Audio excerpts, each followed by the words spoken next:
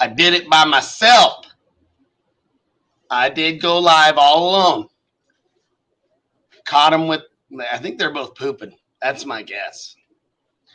So, welcome to Quietly Loud.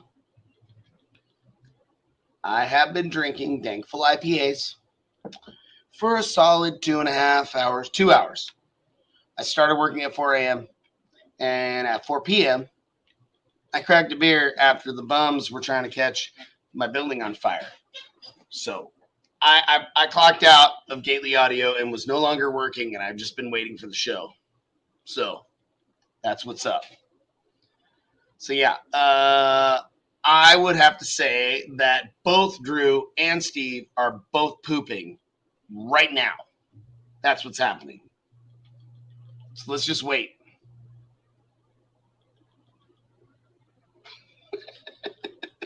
Anyway, so today, and I was supposed to have pictures and videos and shit, but man, I've been slammed all day.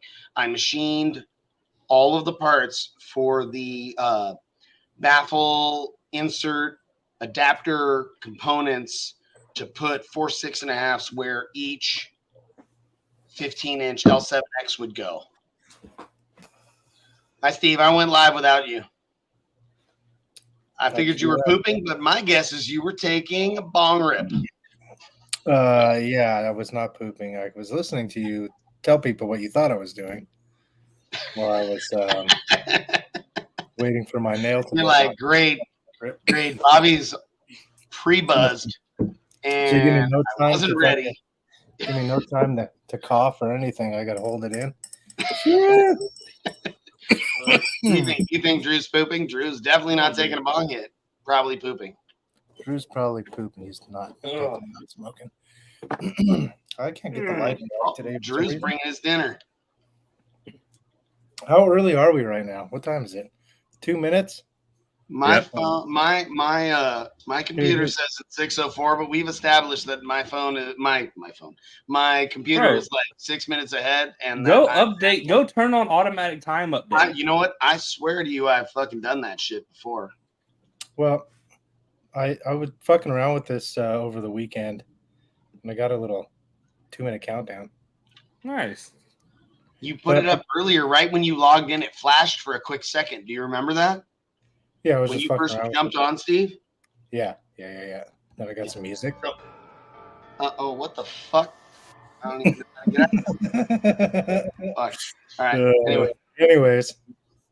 So I was telling everybody while Drew was pooping and Steve was taking a bong hit while he was pooping, that today I machined all of the components for Steve to make all the adapter baffle pieces for the 36 6.5s. So I had designed the parts. I'm drinking Dankful IPAs, Steve. Yeah. Nice. I'm drinking 805s as usual. Nice. Maybe they'll sponsor me one day if we get big enough. I have a friend of mine that was pretty like high level at Sierra Nevada Brewery. It's a pretty cool story. He's a cool ass dude, and he's got an amazing energy about him. And like he was retired and done. He's an older dude, not super old, but he's a smart guy with his money, and he retired. But he was going to like music festivals and hanging out, and he was interacting with people at Sierra Nevada, and they were like, "Hey man, do you want a job like helping us?" And he was like, "No, I'm retired. I don't need it." They were like, "Do you want a job like where you get paid a bunch of money to help us run these events?" And he was like, "Yes." Yeah. And they were like, "Okay." And they put him on a fantastic salary. They put him up. He lived in Hawaii for a long time and like working for Sierra Nevada, and he would run the Sierra Nevada Brewing Company's events. So like you'd go to a music festival and he would be the guy in charge of the whole Sierra Nevada, like you can go get beer area. And I mean, think of a fun ass job. You're like, I'm in charge of beer. He used to, when I say speaker emergency all the time, his phone would ring and he'd be like, oh, beer emergency. And he would answer his phone.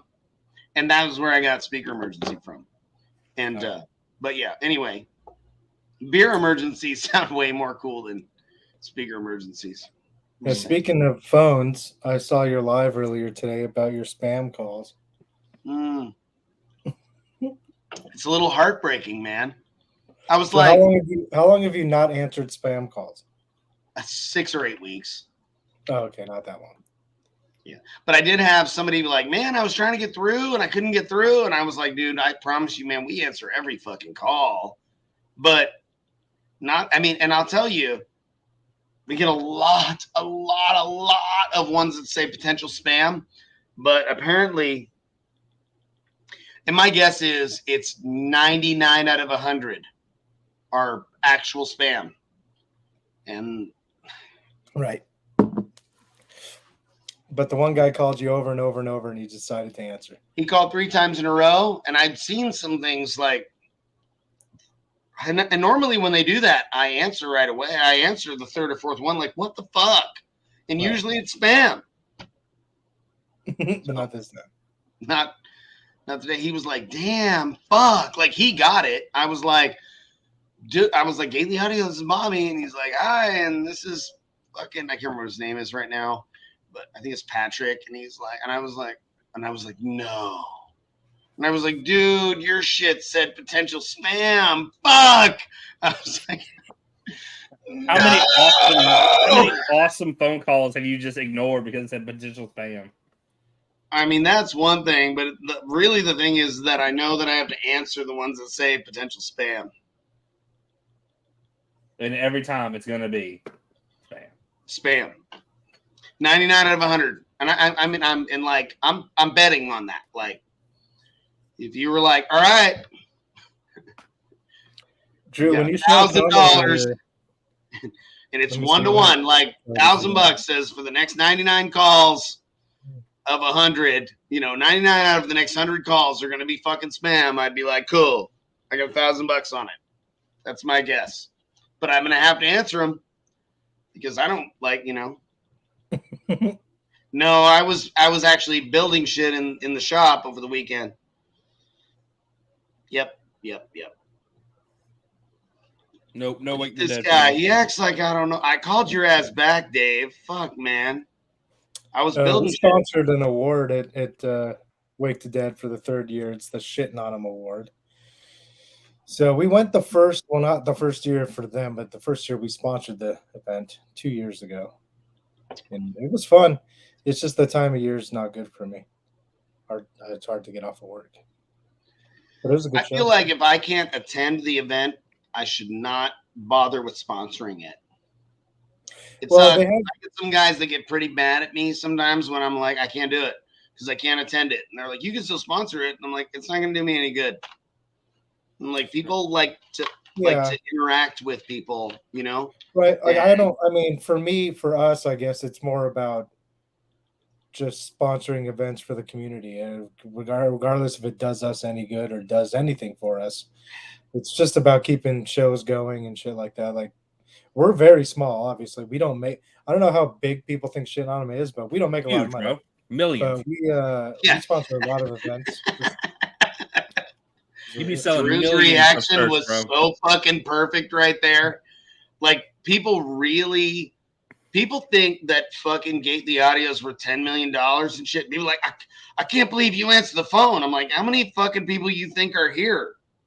I'm like, there's 9 people total, and usually only 4 at a time. And they're like, really? I had someone message the Baseaholic page yesterday. Said that I hear you're the guy / team to go with for designs. I was like, team? I mean, I got my wife, but I don't know how many people you think are here. Dog over here licking his balls. Like, my dog he's staring at me. He wants a grape real bad, like, but he can't have it. Yeah. And he probably wouldn't do the best job of designing a sub box, but he's probably better than most people. Granted, on he's Facebook. seen some loud shit, but. It's just me, man. Yeah, and it's just Hammy and I. I mean, the Right. only time we ever have anybody working for us is at Slam. And it's from usually what I've kind of told, I guess- spontaneous. That first year that I went to Slam, you hired my buddy Mark for the weekend right there. Oh yeah. Yeah. We needed somebody. Yeah, you sure did. You It did just, a good job. Yeah. The booth at Slam is just, it's kind of wild how busy we are the whole fucking time. Like every other show literally could be just Hammy or just I, and together we're twiddling our thumbs, only one at a time, whatever, blah, blah, blah. But at Slam, like if we don't have 3 or 4 people on deck at all times, it's unmanageable. There's people everywhere. Yeah. It's I crazy. mean, when I was just hanging out in the booth, I started fucking like working the booth. I was like, what do you know? I was like, I like this one, and this one. These ones are my favorite. And the guy was like, fucking sick. And he's like, what do those cost? I'm like, I have no idea. I don't work here. Yeah. And they're like, hey, you want to sell this guy the shit? And they're like, yeah. I'm like, how much are these shirts? They're like, this much. I'm like, give them some money. But yeah. So T-Pro_audio. Yes, absolutely. But you have to understand that you have to bring your money. Like even my man Steve's my co-host. He's my boy. He still pays us to do things, right? You got to make sure you understand that. I guess I'm a little SEMA. I'm a little SEMA shocked. I've had I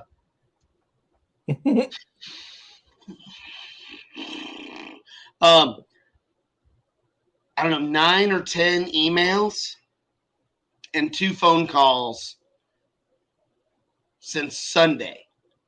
Yeah. About people asking for SEMA sponsorship. It's heavy this year. It's heavier this year than any year so far. I get motherfuckers that are like, we'll come back to that are like, hey bro, I fucking blah blah blah, and here's some pictures of my truck and like this like spiel that I was like, and first it was funny because I was reading it and I was like,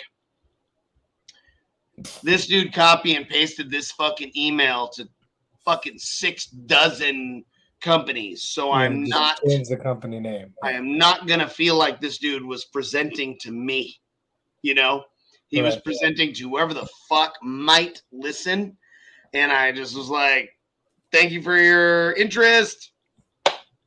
We do not do any form of sponsorship of any kind at all. And yeah. So yeah. That's a lot. I've seen Bobby sponsor representation this year. I've seen Bobby sponsor stuff. Granted, I was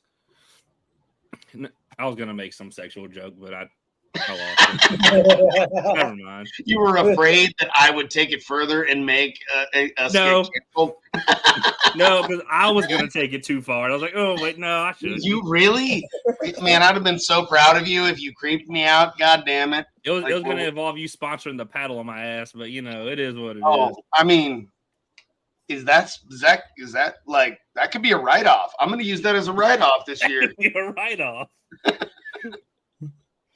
Drew, there's no way to make it. My God, just sponsorships. Oh, yeah, those are free. Every time someone emails you for a sponsorship, just send them like a CNC little clear, just bottle of jizz.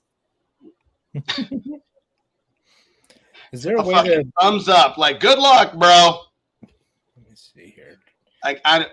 So it's like, okay, if the way that you make money is building fucking vehicles that are on that level, what are you fucking doing? You're fucking me all up, bro. If you're building vehicles of that nature, like 90% of the fucking vehicles that go in and out of my install bay, if they're not going to fucking SEMA, they're worthy of it. They don't give a fuck to bother with it. Yeah, these guys with these big ass trucks are emailing you. You saw, I mean, anybody that's been turned down. Seen that there's 1,000 of the same truck, and they've all got some sort of stereo in it. They're all just trying to get something to put in there. They all look like I can appreciate them spending money on their truck, but how many 2022 F-250s with a powder coated lift on billets can I look at? Exactly. Like, I'm tired. man, I'm real proud of you for working hard to have the money to build this, but all you gotta do is change the color of everything, and it looks like the truck directly next to it. Yeah. One of the coolest ones was not even part of like that huge truck alley. It was kind of right by our section, Bobby. Dick whistle. The one with the 6 wheels that was could turn its back wheels completely sideways. That thing was fucking dope. That's different. That was dope. Right. There was 2 of those. And that's what's supposed to be happening to that Post Malone Raptor. They're supposed to do that with a fully independent system on that. They're supposed they're supposed to use 3 front ends of a Raptor to build a fully IRS 6-wheel system. You think Post Malone will ever actually drive that truck? Yes, he will. Apparently the other truck, the fucking F-250 that has a Gately box and a fucking big audio system that was put together with a bunch of components got from Sky High by the guys at damn it, I'm fucking up. I should know the motherfucker. The homie's name's Jason, and he's a badass builder. He's out of Utah, and he works on Post Malone's vehicles. Hell yeah. But he's super cool. He's a knowledgeable dude. He works his ass off. He built some sick ass pillars and sail panels in that rig. It was a very nice build. He was telling me that, and they were managing that work being done. And he was like, dude, we're gonna fucking get 3 Raptor fucking front end assemblies to build it onto the fucking frame. And I'm like, that's fucking sick. And he's like, when Post Malone is in town and he is driving around, he takes that F-250 out, and that's his truck. Does it have 6 wheels? The F-250? No, it doesn't. It's a regular daily drive. You can't realistically fucking drive around a 6-wheel truck. It would be a fucking nightmare, and you would eat tires like a motherfucker. But I suppose if you had he was on Joe Rogan last week, maybe a week and a half ago. I have not watched that. Yeah, he talked about a 6-wheel that he has. He didn't mention his motherfucking Gately Audio Plexi speaker box, though, did he? He did not mention the stereo system. That rips my heart out a little bit. But so that's why I was wondering if he has multiple 6 wheels. I mean, if he would have mentioned, he'd been like, yeah, it's got a clear plastic speaker box. Joe Rogan would have been all, what does it have? And he would have been like, let me show you. And then like literally we would all be rich. Yeah. Like, I'm taking you motherfuckers with me. I fucking love you guys. We're going to make some money. Shit, there's a half a dozen motherfuckers to watch the show every week that are coming with me. If 1% of 1% of Rogan's audience wanted a Gately box, you would have to build so many boxes. That I would fly you guys here to help me because I know I can trust you not to fuck anything up. You would have to fly like us, like 10 other people to try to keep up with 1% of 1% of his audience. Yeah, it'd be pretty insane. Right as we speak, what's happening right now,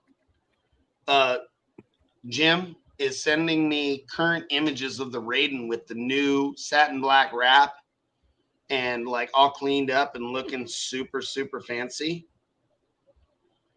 Because I was like, hey, Jim, do you want to bring the Raiden to SEMA? And he was like, yes. And I was like, send me a bunch of current images so I can send them to Steve. Holy fuck. He had an all new tuner system installed, and he had all the engine and intake tubes and all shit powder coated to match. So it looks all sick under the hood. And it has a all satin black wrap now instead of the right temp air conditioning. Nice. Speaking of satin black, so I'm getting an Explorer primer, and it's not going to be wrapped before SEMA. So I've got to choose a color to primer it. And my color choices are super limited. It's like black, cream, fucking gray. I think that might be it. So I think I'm going to go with black is the standard. Yeah, I think I'm just going to go with black. But what about like fucking army green or like the like old primer, like the primer brown, like the baby shit brown. Well, that's kind of like one of the options. You said it's like a cream color. It's like a brownish cream. I don't know if that's the one you're talking about, but I don't know. Creamy diarrhea. I was just gonna go with the black, so then put some stickers on it. But I don't know what the fuck to do. If we do the black, if we do the black and we get like that's the Raiden truck? Blue anodized aluminum looking wrap that matches the amps. Bobby, that's the Raiden truck? I'm not putting it. Send it to the group. Yeah. I'm only fire. It's only going to get wrapped one time, and it's going to get wrapped like with a design. I can't afford. Like a design on the wrap. I would just I wouldn't do a whole wrap. What I mean is, we make decals, vinyl cut decals that we're sticking on the primer. I see what you're saying. You know what I'm saying? Yeah. Are we showing the people this photo? Sure, absolutely. Whew. So, fire. Jim, people know, right? Jim isn't fucking around at all. Like, he wants to go all the fucking way. Is super sick. You didn't tell us he had Ferrari money. Oh, go back to that picture. There's a Ferrari in the picture? I was just looking at the truck. There's a Ferrari flag. Oh, okay. Well, he for sure has. And guys like Jim don't just have Ferrari flags. They got that when they got their Ferrari.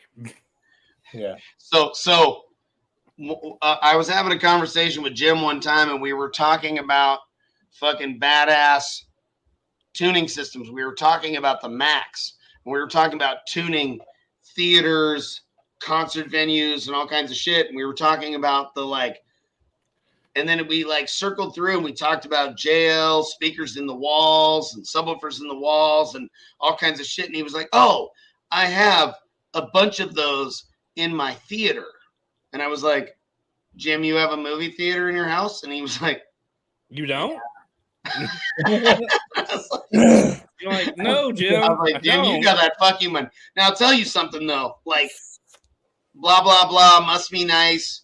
That dude works his fucking ass off, and he's super fucking smart. And the phone number that used to be on the side of that fucking truck, when you'd call that shit in the middle of the night for 24-hour emergency service, he'd answer it. He fucking answered that shit. And when there was an issue and somebody needed their fucking toilet fucking snaked in the middle of the night, he would go do that shit. And if it needed more than one person, it would be him and another guy. So, must be nice. Must be nice to have that work ethic and intelligence to put all of that shit together. The dude he's a fucking badass. What the fuck is that? Looks loud. My brothers in Christ. So this photo does not do justice as to how those are 6.5s. Yeah, that are I know flat against this windshield, aiming at you. Mm-hmm. And that's an FJ Cruiser. Yes, and these things were about as on axis as it could be. He had 10s in aperiodic chambers in the doors. So does it sound amazing? Those are the same speakers that I heard in the guy Frank or Henry. Fuck, man, I'm such a piece of shit. In the Mercedes that I heard at Surf last Mark year. Eldridge's place. And it was the best sounding SQ sound system I'd ever heard. And he had those same fucking tweeters and those same mids on A-pillars in a Mercedes. And he had 8 or 10-inch drivers in infinite baffles in the kicks. And he had 312s infinite baffle in the trunk. John Collins, there is more knowledge in Steve's hat than Big Jeff has ever had. That's I think get out of here with your million subs. I bet you is he a real person? You know who he is? I have no idea who that is. But these Don audio tweeters. That is a really weird way to falsely represent that there is knowledge on the Big Jeff channel. Because that's a troll. That's probably Big Jeff in a secondary account. Yeah, that is weird as fuck. Yeah. You So, know what like, it is? Because we shit on him like 3 weeks ago. Like they're circling in finally, like way after the fact. Fuck that. like Get that shit the like fuck out of like here. that insinuates that there is good content on either of these shows. So jokes on you, buddy. On you, bitch. Jokes on we're just drunk fucking idiots. We don't know shit. Push a button. No, so Jeffrey Hall tuned this. I think he tuned it pretty quick. I think Matt might have messed with it a little bit, but they said it sounds good. They said it sounds pretty damn good. Man, I'm gonna save this picture, and if anybody ever talks shit about how big a blind spot the fucking A-pillars on the fucking Raiden, the fucking Soulgasm, the Bloodbath, or the Green Monster have, I'm be like, man, fuck you in your fucking blind spot, bitch. Bro, that photo doesn't do justice. They were absolutely gargantuan, man. I bet that shit sounds hella good, though, bro. It's he worth was talking it. about You doing a might center die, channel. but it's worth it. He was talking about doing a center channel. I said, my first thought was, bro, do not put that center channel smack middle of the windshield. Oh my god! What do you call that? It's not an A pillar? It's a fucking zero pillar. It's the windshield. We call that a windshield pillar. It's Shield pillar. S pillar. Anyway, I'm doing that shit. Byron, where are you at? You're getting an S pillar. Guess what the hot topic at MSC was? Mark said that they did more listening and testing in this like demonstrations in this class than he did any of the other ones. So that's cool. So I had a good time. I just got to hang out with the boys. What do you think of big A pillars for drivability? Let me tell you right now, I have 4 3s and 4 tweeters per A pillar, and they are nowhere near as blind as like covered up the windshield as the one I just showed. That thing. The fucking, I was really worried. The first ones I built like that were in the Green Monster, and I was really worried. And then I was like, I can see no fucking problem. This is not an issue at all. And then I did it in the Bloodbath, and I made them way fucking bigger. And I was like, this thing's never going to be driven. And then I drove it. I drove it fucking everywhere. And I was like, fuck, man. And then I was like, it's no big deal. Like, when you want to look, you just look. I mean, you got to be a fucking slacker if you're driving a walled vehicle and you're fucking around, not making sure you're really on top of everything around you. So maybe because of that and the mindfulness that I had of it, I may have driven a little more careful and did a little more while I was driving. But and then the Soulgasm, they're actually the most tucked and tight version of that. And I don't feel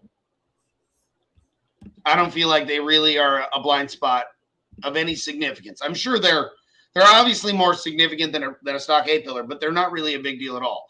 Then yes, Byron, you're getting a fucking S pillar, a Z pillar. You're getting a ZJ. If you know what it is, you can't afford it. Yeah, this is like sat back in the Tahoe a little bit, and I mean, okay, like that looks like this isn't a good photo. I have a photo somewhere from sitting in the driver's seat, and it looks no worse than most SQ, like big SQ pillars. Yeah, well, a lot of SQ pillars look like Jeff's pillars look fucking massive in his little car, but I bet it's not a big deal. Like we actually talked. I was like, "How is that?" And he's like, "It's not as bad as I thought it would be when I was building them." And I'm like, "Well, fuck it." So, yeah. Do you have any? Do you got any pictures or video of the baffles you cut today? I don't. I just told you, bitch. I didn't take any pictures or videos of them. I meant to, and I didn't because they were running. Yeah. How about just the design part? Like, can we share that? You got that? Do you have the picture that I sent you? No, you just showed me when we first jumped on here. You showed me the, or maybe it was when we first jumped on here. You just showed me what it looked like. The fucking no, I did not. Maybe you imagined it when I was telling you. It's the sundown deadener that you have, and you need to heat it up hotter than the surface of the sun.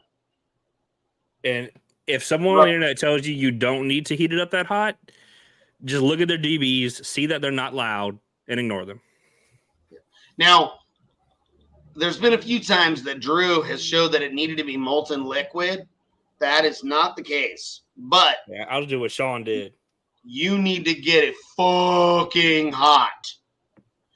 Okay, so this is what I want you to do. Do what we did when we were testing.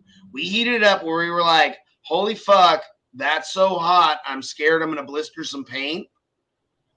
And then test that one piece and make sure it sticks real good. Like, it should be relatively challenging to remove, but almost possible. Oh no! When I put it on, it ain't coming off, bud. Yeah, like it'll come off if you buy a new vehicle. That's how you get this stuff off. You get a new vehicle. Well, you can't. And I might be going too hard. Paint on a truck that just got painted with like a $30,000 paint job. See, good thing I work on these cheap pieces of shit. Yeah, that's right. Drew works on shit. That's right. I work on these cheap pieces of shit just for that reason. Boy, Tommy's working on a fucking fucking 1,500 horsepower Duramax with like a full frame off, custom powder coated, beautiful paint job, ultra badass. Yeah. There you go. See, it's pretty dope. It's not that bad. They're not bad. Not as bad as what you think it's going to be when you build something that bulky. No.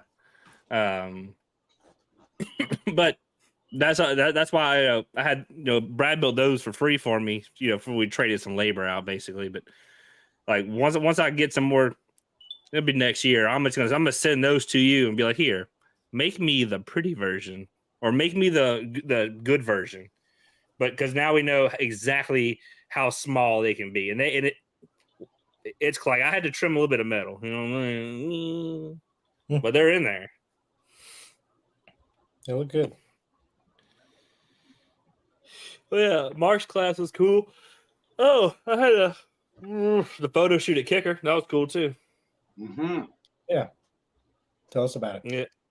Yeah. I get there and his Kicker has an on-staff photographer, which I mean, not shocking. And yeah, I mean, he had all this. He had all kind of stuff out. He had a whole cart full of equipment and like this detailing gear out and. He was probably in there for 2-3 hours. We ended up going to lunch with Steve Irby and hanging out with him for a little bit. And that's a hell of an experience, huh? That's something really special. It's very special, and it's the reason they were taking the photos is I'm not gonna lie, like I cried thinking about it on the way home. Like it was, it's going to be in the 2024 Kicker catalog, and that's just, it was just so amazing for me. I remember flipping through that catalog when I was 12, 13 years old, looking at those vehicles like that shit, and I fucking called the number in the back, and I got Lori, and I don't even fucking know, right? Would I even bothered with any of this shit without Lori? Without her, yeah. Like, I don't even fucking know. I don't know.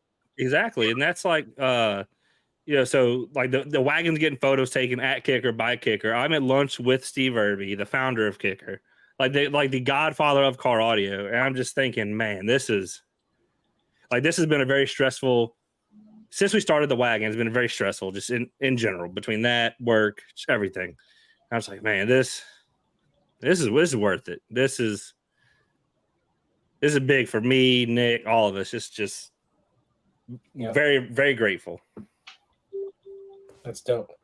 Yeah. Congratulations, man. That's a fucking career milestone, like fucking moment. It's something really, really fucking special to have all of that. And when we visit, just remember, Kicker, the internet says, just remember, the internet says we don't know what we're doing, and I guess it'll be all right. I mean, I'm just a face. I'm like somehow this is the perfect face for a fucking high-end car audio brand. But I agree. Like this guy says, Yeah, this Dylan dude says, was telling me. This dude was talking about. I chose the design of my baskets. I chose the design of my heat sinks. I fucking chose the fucking circle input back to that. sections, and I'm like, yeah, I fucking chose my input chips based on knowledge that I attained from colleagues that are smarter than me that said, this is the input chips you want if you want the best fucking amplifier on the market. This is how you want the output sections to be based on if you fucking calculate how much heat everything's going to make, how much current everything's going to draw. If you don't want to reach temperatures in your connections that start to hinder current flow. I'm like, shit, man, it's only a 3K board. I need to put dual inputs on thanks, it. dude. Hell yeah. Well, a single 1-aught input is almost enough, but not quite. Well, then I'm putting fucking dual inputs on my 3K board, and it's going to perform better. It's not just going to perform better overall. It's going to perform way better when you're beating the shit out of it. What the fuck else would anybody do with it? Well, most people aren't going to be that abusive. If they're a fucking Gately Audio customer, they sure are going to be ultra fucking abusive to it because they're going to get subwoofers. Thanks, dude. That want the fucking abuse. You know what I mean? It's like, boy, stop it. Boy, stop it. With your wildness. Not you, Bobby. This comment. Absolutely out of pocket. He's bullshitting. Steve, you're going to have fucking 36 of these little motherfuckers right here. Yeah. The Q-Class amps discontinued. They were just end of life. They were like 10 years old when they went into life. Like people think that they were a lot more modern than they were because of how advanced they were. They were just advanced, very advanced when they came out. That's all it was. Bobby, get a close up of that sub. Yeah, I was saying, pull that sub back up. How many of those are going to be in the? That was a close up of the sub. It's just that big. Damn. 36, baby. Yeah, now, so as you guys know, what's really cool and what my really fucking biggest, proudest moment about these fucking woofers is we got the order one day, right? Don't tell me, it's okay. And it was like from Lori, I can't remember what her name was. It's a different Lori at Kicker. Another Lori at Kicker that I fucking love. She's this lovely woman engineer at Kicker that ordered these. I'm like, these are going to Stillwater, Oklahoma. There's a pair of 6.5s of our Relentless 6.5s, the first set. And I was like, these are going to Kicker's address. These are going to Kicker. They're going to test them like they do everything else. Where'd Drew go? Right. There he is. Rendering something. Lawnmower Man for a minute there. Probably 4 weeks later, a friend of ours, the Kicker, calls us up and goes, hey, man, I got to tell you, the engineers over here think you guys did a hell of a job on that Relentless 6.5. And I was like, man, I fucking tried real hard. And he's like, yeah, everybody knows. And he's like, it's one of the only subs that passes the testing sequence of what you guys rated it at. And not only does it do that, it performs extremely well with efficiency and everything else. And I'm like, yep. So I was there Friday, and I spent a large part of the day with their with Joe Hobart. I guess his title, Director of Electrical Engineering, whatever his official title is, and another nice fella. They were showing me you were using one of their audio precisions to get me a base set of measurements and tests that I can do using Macs that are calibrated to an AP. So they're as accurate as it can be. And so we were doing that, and they mentioned more than once that they had bought, they buy tons of equipment from every manufacturer, and just out of the blue mentioned how awesome your subs have been in testing. Like we weren't even doing sub stuff, but they made sure to mention that your subs had impressed them greatly. Nice. Right? Yeah. Right? Mhm. And I'm not, but there were, and I said, but no, your stuff's great. There were some other brands in there because they were doing amp testing. They said one brand has an amp out that does like constant power over multiple ohm loads. I'm not gonna say what brand. I'm not gonna say who it is. I don't want to start no mess with that. But they said it blew up making 3 watts. It got to 3 watts and blew up immediately. Would it have a bad amp? I mean, that sounds a little crazy. They had a pile of them, so I'm gonna go with no. And they all blew up at 3 watts? All within like 5 or 10. Well, really? I can tell you, it wasn't a Gately audio amplifier. It was not. No, it was. So 1 ohm resistive load testing is very abusive on amps. Like people watch the dyno. Oh, I found out some information about the dyno. Brothers, but like so the dyno only loads amps for at that high power for a few milliseconds. It's very short how quick they load those amps because it's so abusive on amps that when I say they blew it up quick instantly, it could have been within a minute and that would be considered instantly. But that's a long time to load down an amplifier at 1 ohm. I see. Yes, Barrett Builds, you can absolutely come and build a box at the shop. And you will indeed have to wear a helmet. Oh, yeah. Yeah, he's from Louisiana. He's going to wear 2 helmets. Yeah.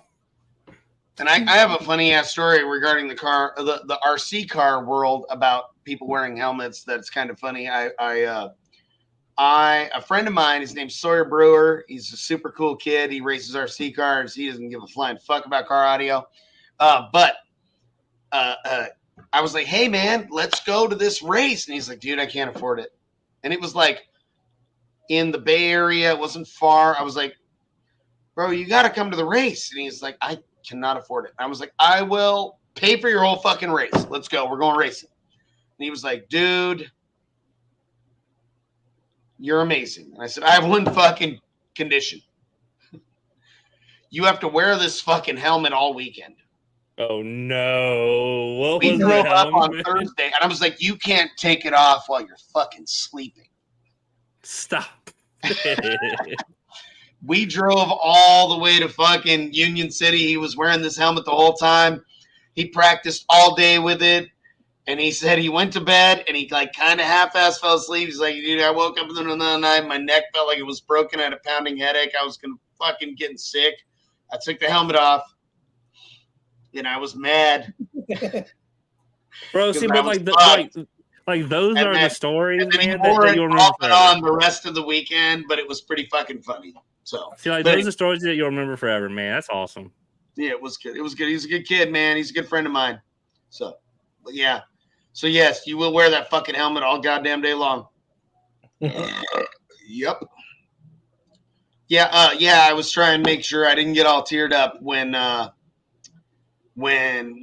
Drew was talking about those guys mentioning my sub. I know that not a lot of people fucking know this, but I worked really, really, really fucking hard developing these subwoofers. Before we released our own subwoofers, we tested every single fucking 8-inch subwoofer we could get our hands on. There was only a few 6.5s, but I was confident that none of them were really worth a fuck, because I didn't think anybody had actually bothered to put any engineering into any kind of 6.5-inch sub. They just went, make me a 6.5-inch sub. And I think I was right, because when I did, and I made the Alpha and the Relentless, I made subwoofers that were far, far more high performance than anything else on the market. Okay. And I know some of you, and I'll fucking say some motherfucking names. People talk about the DD 1506. This man said he's perfect. Damn. Sorry. Continue. I'm imperfect. I'm not imperfect. I'm not imperfect, so I'm perfect. We're all super surprised. Yep. And what I mean by that is what? and by what is your subwoofer called? That bitch is called the loudest. Fuck. John Collins. Really, the Gately Relentless. That is really the John Collins is super awkward as fuck. It's because it's Big Jeff. Hey, watch, you're gonna get a big ass order from Big Jeff, dude. He's gonna order. The 1506 is a great woofer in many, many ways. I don't know. But this right here will kick the shit out of it in every way, shape, and form. Most that doesn't mean the 1506 is not awesome. It really is. It's kind of a small 8 that works pretty good in a relatively big box for an 8, even though it's smaller than an 8. And it does perform well. They have one, right? What? Sundown? They got a 6.5, don't they? Currently the U6.5 is a really nice woofer. It does perform well. It does. I actually haven't like tested one other than I put some in a customer's box and put it in his truck, and it was pretty awesome. I can't remember what size. It might have been. No, it was U8s. Never mind. I thought we had done U6.5. Yeah, but no, we did U8s in a 6 order in an old 96 Subaru Sambar. Bobby, are those 6.5s triple stack mags? Yes. Okay. Man, I haven't watched a ton of MBE's content. I really don't watch a lot of audio content. I watch educational documentaries and this and that, and I avoid audio content. Love like YouTube so much. MBE loves the fucking DB Drive fucking G78. People often really like fucking turd. It is so bad. I would take any subwoofer that is rated to take half the power over that, and it will outperform that at double the power 100% of the time. It is not a high performance 8-inch subwoofer. That was where MBE lost me. People often say I don't know MBE, but that may just be what he sells a lot of. And like when I was at the audio shop, I loved Rockford because that's what I sold a lot of. That's what I used a lot of. And you learn how to make things you use a lot work real well. Somehow. Is MBE the dude, the box builder on YouTube that does a bunch of mostly 8s and stuff? It seems like. Yeah, I think so. Yeah. Was he the truck boxes? I know he does a lot of. Yeah. Wasn't he on Kicker Unmasked at one point? Yeah, he was. Okay. Yeah. The it seems like a nice. I had a customer come in that had watched the MBE thing and went and fucking bought those 8s. That's fucking cool looking. He had bought those 8s and replaced my Alpha 8s and couldn't figure out why it wasn't performing nearly as well. And I was like, get them broken in first and let's see how it goes.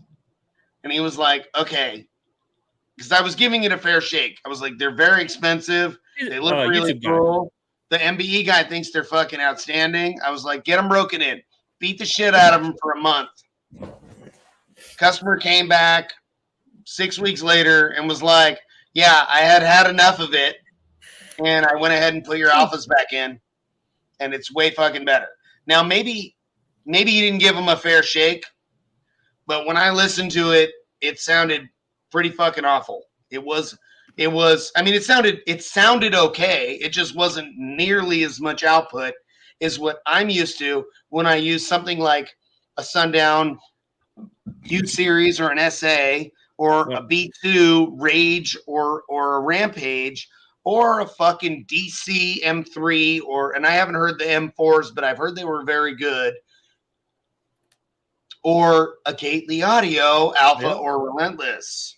Dylan, I don't know if you've left yet, but I got to give Dylan one shout out real quick. He had commented on the kicker thing about how far I've come, and that is 100% because of him. I had 0 car audio friends in, say, Franceville, Louisiana when I was 15, 16, 14, that whole area. He was my car audio friend, and we built some ghetto shit for his single cab truck. If it wasn't for him, I wouldn't be doing it right now, 100%. Nice. Right on, Dylan. Thank you so much, man. We got our fucking boy up here, and you were a big part of why he's here, and that's important.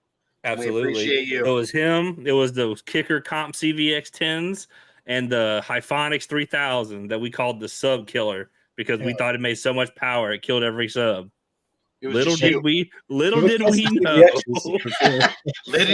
did you know that it was clipping, and you didn't know how to fucking tune that signal. You mean 8 volts wasn't normal? What do you mean?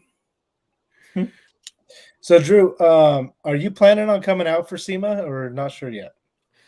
If I do, I'll fly in for a day or two, most likely. Well, I had heard murmurs of Kicker possibly wanting the wagon there, but nothing confirmed yet. And it's close enough now to where I'm like, oh, I don't know if that'd be even possible. Well, I'd like to fly you out at least to tune the Explorer. Yeah. Before fucking, or even, I mean, I guess I'm gonna go ahead. Tune. Okay, when? Because I'm gonna be in Vegas, 26th, 27th, 28th of this month. There's no way I'm gonna have the. I think so, but unless Bobby's gonna get me all this stuff before then, but I can come back out. No, if Drew can't come out to tune it, we can find a way. Yeah, I mean, I'll be able to come back. I'll be there. I'll bring the Mac. I'll just be there. And I would likely, if it's just me and it's not Colt or Tyson, I will need their assistance. Well, not just tuning, but I'd like to knock out LEDs at the same time because. Oh yeah, I mean, you gotta. I should be able to get back out there for a day or two. I'm just gonna be out there already for me and Brandy's anniversary. It's a little anniversary 3-day trip. It'll probably just be a day or two in October, a couple weeks before SEMA or something like that. Unless you're coming to SEMA. Well, I would still rather come in a little early so we're not like. Right. Then it'd have to be far enough away so you're not like coming here for 2 days, leaving for 3 days, and coming back. Like, you know what I'm saying? Well, I mean, honestly, the trip is so quick. That's it's not a huge deal. I mean, it's a 3-hour flight. You know what I mean? Yeah, that's true. All right. Well, once I have all the equipment in and basically it's ready to, well, maybe before that, like once I have all the equipment coming, then we'll figure out a day for you to come and we'll get it all knocked out and get the LEDs. Because I definitely want to have the LEDs done for SEMA because I think that's going to be a big deal because a lot of what we're going to be doing, if it's just for SEMA Fest, is going to be at night. So you got to get LEDs in there. Yeah. 100%. Yeah, we want to get all the lights on those chrome ass subs. These chrome ass subs that I've been fighting with. My fucking fingers are already fucked up. Now, the reason why I shared Luis's post here is, like many other YouTube review influencer people, they go around asking for shit for free. I don't play that shit.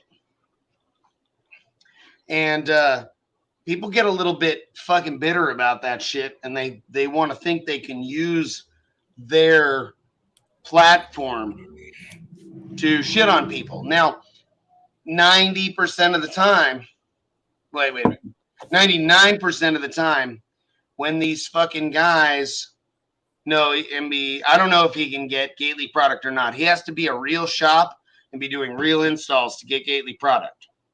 And if he does anything that makes it look bad, I ain't letting him fucking have it. Whether it be say dumb shit or do a shitty job installing it. Yeah, the YouTube guys will ask for free stuff. They ask for free shit all the time. And if you know anything about Gately Audio, I don't fucking play that shit. But sometimes they'll use their platform to kind of make things look worse than they are, which is some bitch ass shit. And it's so obvious to anyone with basic knowledge that it's just sometimes and like I will say that now I'll tell you that sub right there will take that power all fucking day long. That's our Relentless 8. We tested that at 1200 watts for 24 hours at bandwidth limited pink noise. Yes, sir. Took Yeah, that shit. so- Now, Huh? it was fucking hot and it fucking smelled a little bit. And I was like, I could probably give it a very little more, but I'm going to call this motherfucker 1200 watts now. They used to call it 900 watts because that was a really realistic number based on some of the testing we had of other woofers and what we had done to it. We didn't realize, even though I fucking designed it that way, and even though the fucking engineer overseas that helped us design the fucking woofer, when I said I want to use carbon fiber for the cone and dust cap and I want to use fucking badass thermally conductive cyanoacrylate adhesive in the assembly of the former and the cone and the heat sink to dissipate heat, even though he created a whole fucking graph for us. All right, Facebook user, you want some free stickers? You go buy a shirt from my website right now, and I will load that bag up with whatever brand stickers I have. I hope you like Boss Audio and Kenwood. Yeah, if you want some shitting on them stickers, I'll throw some in if you buy a shirt. Yeah. Anybody that orders fucking shit while we're online, they get hella. They get a free sticker pack. I'll give you Highlanders, Gately stickers, a Gately. Sell. Fuck.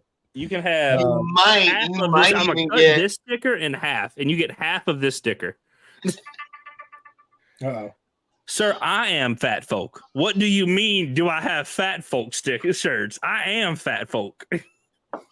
We got up to 6X. I'm not sure how. Okay, I ain't got up to 6X. Golly. 6X, bro. I think we have 4X. I got 5X. We're doing pretty good on 4X. We sent Jason Blackboom a 4X today. He had got a 3X. That's a good dude, man. Fit him very well. I think Jason might even be a little bit shorter than me, if I'm not mistaken. I'm like, how the fuck do you wear a 4X? I've only ever seen him in a golf cart, I think. He is not that big. He's not that big. He just must like his shirts really baggy. Well, that's kind of how Mott is. Like years ago, Jeremy Mott, kind of weird. He just likes wearing 12X shirts. Yeah, I don't know. 5X, but man, if I put on a fucking 5X, dude, that shit would touch the ground. Boy, he mad. He said, "No, the fuck, I'm not." I don't know what I guess he's not short. I've only ever seen him in a golf cart, I think. Jason, how tall are you? Which is weird. No, actually, that's a lie. He was wearing the big blue hat around sundown. Yeah. Duh. I don't remember him Jason, being how tall are short you? or fat. I just remember him being like. Yeah, I don't remember him being short or fat. Height and size. I tell you what, he's 5'8". 5'8". He's short. I'm 5'5". Extra short. I'm 5'5" and I wear a medium. You're 5'8" and you wear a 4X. Y'all check this little thing out. I love you, buddy. He ain't that. You need to go on a fucking diet. Dude, Dude, he had that fucking dope ass hat. Did you guys see that hat he had at sundown? Fucking sick. I fucking need one hella bad. I didn't see it. No, you're not Gately short. I'm really, really fucking short. Drew is 11 inches taller than me. Yeah. John Raby is a full foot taller than me. So, but before the next time me and John hang out, I'm gonna print up some like chugging cups. You guys should do that race again. That was really legit a tie. Do you guys remember? I was gonna also do that. Yep, I remember. And then I was about to start drinking, and you guys were done. Yep, that's how we do it. Yeah, Drew, how do you spell your name? BASS. I'm on it. Oh, you got it. Okay. I put mine and Gately's up there. Josh Jones, we have 4X's of Gately Audio, in case you're wondering. Yeah, pretty sure of all the different shirts we have now. Don't feel bad. We might even have them in the Carhartt Gately hoodies. I think we have 4X now. I might be wrong. I might. Yeah. So one of these times that I go to MSE, I'm gonna get an MSC tattoo. MSC is Mark Eldridge's audio company, mobile sound stage. You're gonna get an MSC before you get a Gately tattoo? What the fuck, bro? I'll do them all at once. I don't give a shit. What's this stand for? You mobile sounds what? Mobile soundstage engineering. Okay. Speaking of, Yeah, that was a really good time. I'd like to go again. I would have considered going again, but we obviously we have SEMA coming, and we are wildly fucking buried. Does he make products, Drew? Yes, No? yes. He owns Artisanal Customs. I think that's the name of it. He makes very, very high-end percussion and musician wood products. That's right. Okay. He makes drumstick holders and tables. He does epoxy pours into really beautiful pieces of wood. He does. He's a badass woodworker. Yeah, he's good. Yeah. Okay. So while I was there, if you remember last time I went, he gave me some Alma Gates stuff from one of the Broncos, right? He gave me some stickers, the CDs, which I want to open it, and like a whole bunch of really cool stuff from the Bronco. This time, he gave me some physical parts from the original 1996 Bronco, from the brake system and the steering system. He said it's parts that he's been holding on to since then, and he couldn't think of anyone else who would appreciate it as much as I would. You know, someone like so I was like, dude, hell yeah, thank you. So like, it's just number one, Mark is a legend in and of himself. But then to get parts from Alma Gates' original Bronco, come on, dude. I'd like to start getting some like real old school gear like that. I've had this display cabinet in my living room for years. It's been empty. And I finally just started putting shit in it. I was like, I must have put something. Put shit in there, bro. I put 2 shitting on them things in there. So, but yeah, I was like, man, I put the shit I took on Wednesday. Yeah, I got my weekly shits, and I just rotate. Like depending on how Michael, you wear a fucking children's medium. What the fuck are you talking about, brother? For last year or two, I fucking love you. I know what he's looking for. He's got started collecting things a whole lot more. I'm gonna go look. Like the original Team Gates CD, still in the wrapper. Handwritten note from Nick of Stereo Integrity, talking about the 3-way set and just being awesome. I don't know what my memory is going to do in the future, and you know what I mean. I want to be able to remember this. This feels like the highlight. So I say it feels like the highlight of my audio career, but I know that I'm just starting, which is crazy. Yes, sir. You're just starting. A year ago, you were here. I flew you out here to hang out, tune the Raiden, and hang out at the barbecue with us. And that probably was one of the highlights. What? I mean, right? Oh, well, that's a highlight for a completely different reason. That's just because you're so awesome. Right. And then there was that audio, thing, yes. Right? Yes, we have 4X.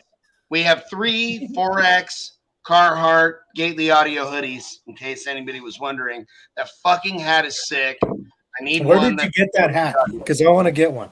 He gave me the info. He sent me a message with it. There's a fucking mosquito. T-Pro Audio on the Bassaholic website.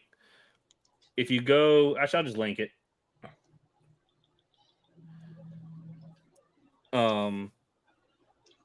Another thing, random. So we're still building a Nitro. Actually, I had a conversation with Jeremy Brown and some others at Kicker about the Nitro and like what we're doing with the wagon and this and that.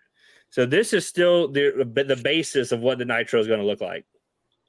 We're going to base it. That is Mark Eldridge's Mark's truck that had those mechanical bass restoration filters that he created that he displays at the MSC, right? Yep, it had that. It had the giant absorbers for the back. Now, highlight of my MSC moment is Mark brings these gizmos out and he starts talking into them, and they're like echoey and weird when he talks into it, and he's like, "Anybody know what this is?" And I was like, "That's a mechanical bass restoration unit." And he was like, "You're the only person that's ever got that question right." And I was like, "Fuck yes, bitch." And I was like, the only reason why I got that right is because I was around when the first electronic bass restoration units created, and they sounded like shit. And they made weird echoey effects that were kind of similar to when you just yelled into that. And he was like, yes, absolutely. But obviously this worked a lot better overall because it wasn't right in front of the fucking speaker. And we've discussed that. And What does it yeah, do? What's the point of it? What does it do? it makes things sound more like you're in a bigger, larger, open area, like a concert hall or a church or a fucking. So instead of recording like, you can use like the audio for the settings for like concert hall or whatever that makes things sound echoey and a little bit bigger. Well, this was the mechanical equivalent in the 90s. Yeah. Okay. So we're gonna base like that was a paint job, obviously back then, but we're gonna do a rap on the Nitro that is based heavily on that, just to pay homage to the original competition group and all that fun stuff. So I think this is this CD, but I don't know, and I don't want to open this one. It looks like it would. Oh, yeah, that's cool that you have that. Can you go ahead and record that and email it to me immediately? Go ahead, do that right now. 1 second. Hey, speaking of CDs, I'm just kidding. so yes. I wanted to hear what these boxes sounded like. So Boxes? I have my, these boxes. I might as well. Oh yes, yeah. Let me pull them back up here. These boxes, the fucking roof boxes. The roof boxes. And so I got my stereo receiver from like high school. I think it was my ex's. It's been in my garage forever. So I took it out, and what's cool about it is it's got like an old school, like the back of it just has speaker inputs for right and left. It's like a 4-channel, just like a 4-channel amp. So I wired half of one of them up just to listen to it. But the problem was that I needed CDs, right? So I'm like, can't remember the last time I had a CD. I went digging around and I found my old Case Logic case with all my CDs from like high school. Bro, talk about fucking memory lane. Crazy shit. I got some old school bass mechanics. Let me go get that real quick. Sick. Old. Okay, so I have this CD drive because it's funny he would comment. His boy, Cigar Joe, I guess that's all of our boy, sent me a case, a 4 CD by 4 CD, a big ass case, and has every old school bass mechanic or any of it CD. Any fucking bass CDs. I had one. I talk about it all the time that I fucking loved it, and I cannot remember what the name of it was, what the album name was, but I know that one song on this like made for car audio bass CD was called Wayside. And I remember the lyrics would say down by the wayside. And it was a fucking banger, and it pounded in my car, and it was fun, and there was a bunch of other songs on the CD that I would listen. I listened to this motherfucker over and over again driving around in my car that sounded like shit overall, but this particular CD sounded fucking great. Like most of the songs on it. Bro, this isn't a music CD. Can you see the date? 1993. There's phone numbers on that shit. 1993. Wayside. Yeah, 305. There's 2 phone numbers on here. What the fuck? That's like some base 305 shit. That was what base 305 was. It was the area code. Yeah, I mean 1993, dude. This shit is old. Okay, I don't know if this is gonna play audio, but this isn't a music CD. How accurate are this is a video highlight. Oh. So Ripley's Believe It or Not. What do you mean by accurate? You know what I mean? Like, are we talking about sound quality competition? No, it wouldn't do great. It would do like okay. But output wise, it's gonna be 10 dBs over anything else you can fit in that space, and it's gonna have bandwidth. So it's gonna have relatively significant group delay. That's the bad. Where's all these girls at the shows now, dude? What the fuck? They got creeped out by motherfuckers saying, "Oh, bro, she's coming. She came." Blah blah blah. Yeah. Okay. So What's a 30-minute video? Wireless 6.5s in the 6.5 F-150 underseat box with our 5700. Can you, God, dude, this It's gonna sound great. It's gonna be loud as fuck. If we're talking about at full output, we're gonna have relatively significant group delay. It's going to be a little bit sloppy compared to a sealed box setup with some downfire subs, in, some shallow mount downfire subs. But if you turn the volume down to where it compares in output, it's going to sound just as good. Except when you turn it up louder, it'll be 10 dBs louder than whatever shallow mount shit you can fit there. And I mean that 100% accurately based on testing and experience, not a guesstimate of any form of any kind. So there's that. $75 for those hats. Not too bad. What is it? $75 to buy what? One of those hats, the Jason hat. What hat? Oh yeah, that custom hat.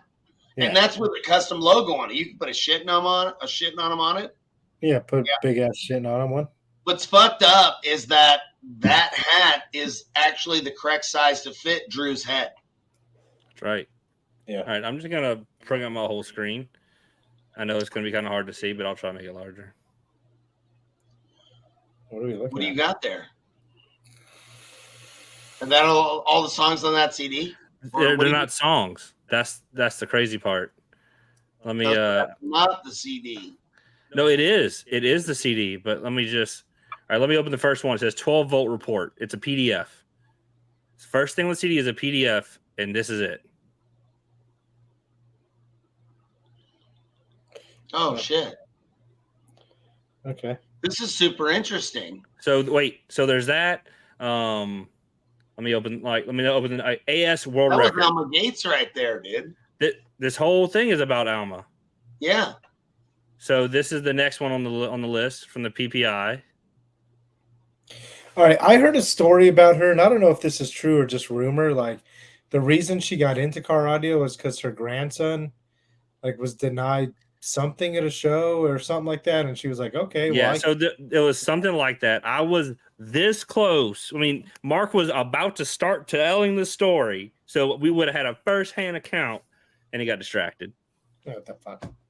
But yeah, like her grandson or whatever got denied access to some certain show. Maybe it was Spring Break National. I don't know what it was, but then she was like, "I got fuck you money, so let's go," and then started building shit or whatever, and then.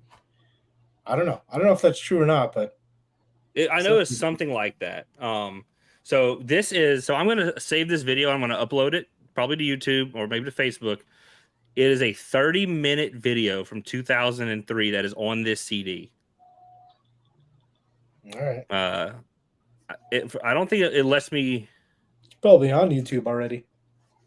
Probably. Now, downfire, shallow, hertz in an MTI box. What's he talking about? So, JP, now the guys at MTI are fucking awesome, and I love them. And they like things to fucking jam and get pretty loud. But I'll tell you, let's say hypothetically, you put our 5700 on 6 relentless 6.5s. And you put it in your vehicle in place of your Hertz shallow mounts. If you hate our box and our sub, and you bought it all from us, obviously, I will give you a full refund and you can give it all back. because that's how much better that's going to perform. It's like cheating, though. You have 6 subwoofers that are $389 each. You got a $1,260 box. You have to have the electrical upgrades to handle that shit. You have a $1,700 amplifier, and there's no way you would let the magic smoke out of those Hertz subs, even if you had 10 of them motherfuckers, in seconds with our 5700. So it's a little bit totally like different application. It's a different application entirely. And clearly, based on you going, hey, man, what's it going to do? It's going to be way fucking louder. You're not going to compete in sound quality. Let me ask you something. And not only because it's a ported box with some high output subs, but because most SQ judges are going to go, I don't like that shit. And so they're going to hate you.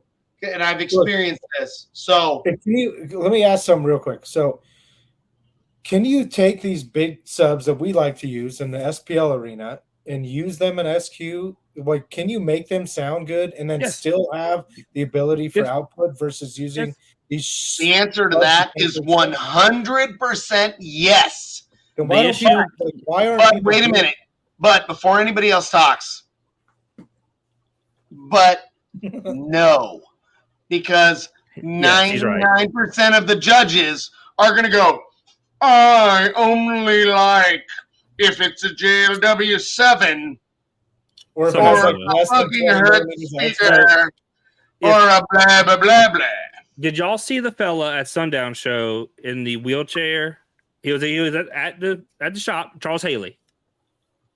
Charles Haley has won Mecha Bobo's best of show, which involves SQ with Z series subs. I'd say wheelchairs, a scooter, whatever. No, so any sub can be used for SQ as long as you're playing below its audible distortion level. The issue is most bass head subs have audible distortion immediately. The second they play, they have it. So you have to be able to play the S2 geared subs do a lot better job at not having audible distortion. Yes. But they give up the ability to get loud. So is it hard? Obviously, it's difficult to do both. What are there any subs that do both? W7. Is it like impossible? W7. There's a reason it's been unchanged. Crossover, yeah, because you have the efficiency. Yeah, there's a reason it has been unchanged for 15 years. It's not because JL can't make it better. It's because that to make it better, they have to triple the cost just to be a little bit better. So most people have never really heard subs with very, very little or no distortion because it's Z series subs are very close. So you remember the first time you heard a Z series sub and you're like, ooh, that's weird. I don't know if I like that. Yeah. I knew I liked it a lot. I know what you mean by it sounded different. It sounded weird. It sounded like at low volume, it sounds like it's not playing because it's transparent because they're playing without distortion. So W7s can do that, but play 140 dB. So it's very weird. So W7 is probably the best example. Most like the ZV5 with the black spiders would play pretty loud without distortion, but you still run into it. So are there any other SQ subs that are trying to be like the JLW7, like that are advertising as being high output, high SQ, or is it basically not that I'm aware of. Not that I'm aware of. That's wild. A few years ago, that's why you'll find 3100 series were trying to go down that path, and it didn't work out well for them as far as marketing and things of that nature. But they had an extremely close gap, high excursion, high power SQ sub. The idea was to take everything a W7 could do and be able to feed it twice the power. And it performed extremely well, but nobody gave a fuck. So that's why. So someone asked about the Saratoga 24. That's why you'll see very large subs ran IB in SQ builds is so they can play very, very, very small excursion, but get the output they want. So that way they stay below distortion, but get the output they want. Because the cone I mean, size? where you're using like shit, truckload of fucking power, but not any of it. Right? Yep. You're like, I'm gonna use 30% of this fucking 15K Yep. to take these 18s, which is literally what I'm about to do. I have this Challenger project, and Is I that decided just like for efficiency reasons that you do that? because you don't want to risk any form of distortion in an IB. So, you just run it like well below the amp's capabilities. So Mark did the math on it. So it's called crest factor in a song. So say you have a song that averages 3 dB. Crest factor is the difference between the average and the peak output of the song. So say the song is a rock song, normally at 3 dB. A loud snare hit could be 23 dB loud, 20 dB louder. So it's a 20 dB crest factor. To have the power without distortion to reach that point, you need like 10 times the rated power available over what you're normally using to reach that transient of that snare hit without distortion. Yeah, so that's why you'll see huge power, huge relative power in these SQ vehicles, and they're not using it. Right, you hardly need any of it. The amp is barely working because you want it to only be barely working because you never, ever want it to be at risk of any form of distortion when you're in that type of risk area. You want 100% control. Am I breaking it down into like simpler words well enough, Drew? Does that make sense to you? Yep. Okay. I don't want to sound like I'm talking to my ass reiterating your verbiage, but so I do want to take a second and I want to see if y'all can hear this. Oh, that is the wrong button. Can y'all hear that? No. And for the title of loudest in the world. Yep, we can hear that. This is that video on that CD. The noise they make can literally kill you. That's enough to pretty much stop your heart. And I've seen that. I remember being like, "What the fuck am I looking at?" It's a 30-minute video, so let's skip to 10 minutes in. Fuck, I gotta pee. I'll be back. Big day. We've been announcing Motor Madness 2000 all week long, and the weekend is finally upon us. So once again, to the University of Guam Fieldhouse for the biggest, baddest car show to hit the island. The show will have a number of car competitions, and there will be live music from Dub and Trends too on both days. Earlier, we spoke with sound specialist Alma Gates, who's on island for this week's competition. I was 16. I'm 42 years older than this kid, and I just need to find something that we had in common because there's 42 years difference. All of a sudden, I'm an old mother out there with a young child. And what do you do to keep, in contact with him? And he was interested in car audio. I have a team. We're called Team Gates. And I have some very qualified young men that work for me. I have one, Scott Owens, who is in charge of the SPL, which he is in charge of the Bronco. Chad Peters is one of the best sound quality people that I know of, and he takes care of our sound quality cars. And we do have one Explorer that's doing competition sound quality. Gates will be enjoying the show along with giving some insight for the car enthusiasts. It's bound. You know Scott Owens is, yeah? I'm sure. Yeah.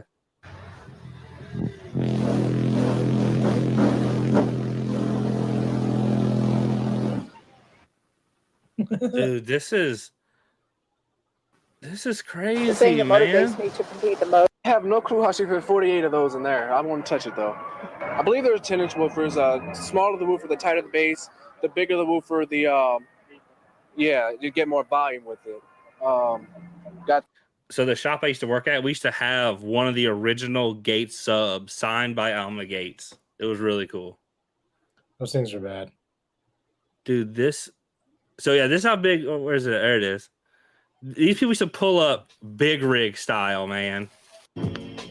Dude, car audio used to be huge. Like, I mean, I'm 10 years older than you, I think. And when I was in high school was basically this time. I mean, 2000s when I graduated. So between 96 and 2000, like car audio was so big.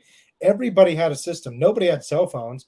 Nobody had anything to do with their fucking time. So when you were 16 you take the prettiness. years old, all you did was work on your car. Like there wasn't a whole lot to do. So everybody had a system. I mean, like even in our high school, every year they'd have multiple car shows and audio awards. It was just everybody did it. So I could just see you going down. You just kind of going down. Everyone's staring you down. You're like, "What's up?" Getting all the vibes.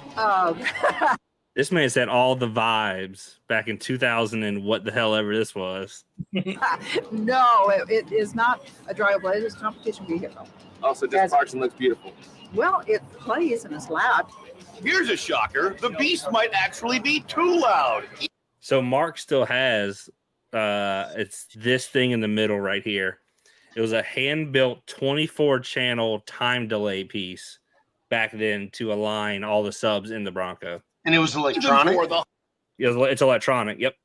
Wow. So was that an IB setup? That's the first electronic time alignment piece.